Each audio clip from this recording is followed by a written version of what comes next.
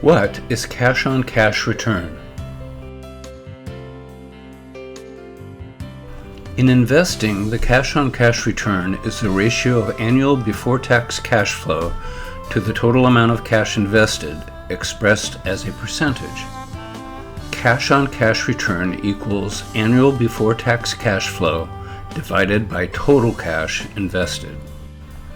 It's often used to evaluate the cash flow from income-producing assets.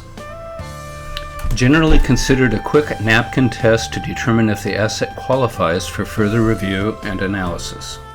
Cash-on-cash analyses are generally used by investors looking for properties where cash flow is paramount. However, some use it to determine if a property is undervalued, indicating instant equity in a property. For example, suppose an investor purchases a $1,200,000 apartment complex with a $300,000 down payment. Each month, the cash flow from rentals less expenses is $5,000.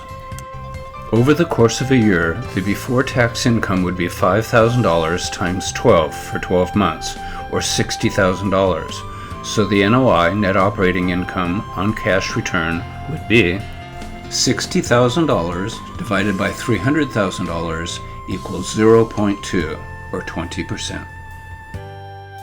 However, because the investor used debt to service a portion of the asset, they're required to make debt service payments and principal repayments in this scenario, for example, mortgage payments. Because of this, the cash-on-cash return would be a lower figure, which would be determined by dividing the NOI after all mortgage payment expenses were deducted from it, by the total cash invested. For example, if the investor made total mortgage payments, principal plus interest, of $2,000 a month in this scenario, then the cash-on-cash investment would be as follows. $2,000 times 12 months equals $24,000. $60,000 minus $24,000 equals $36,000. Now, if we take that $36,000 and divide it by $300,000, we have 0.12 or 12%. There are some limitations, however. Because the calculation is based solely on before-tax cash flow relative to the amount of cash invested, it cannot take into account an individual investor's tax situation, the particulars of which may influence the desirability of the investment. However, the investor can usually deduct enough capital cost allowance to defer the taxes for a long time.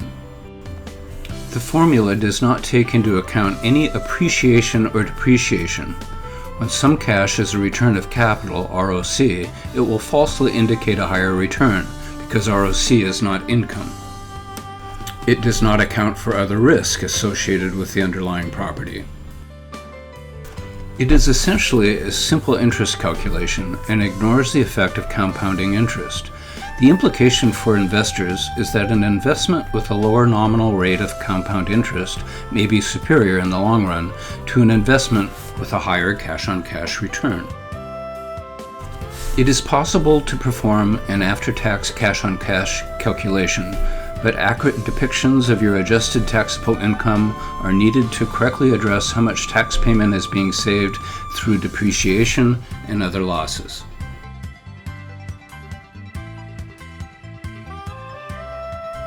Thank you for watching. Please let me know how I might be of further assistance.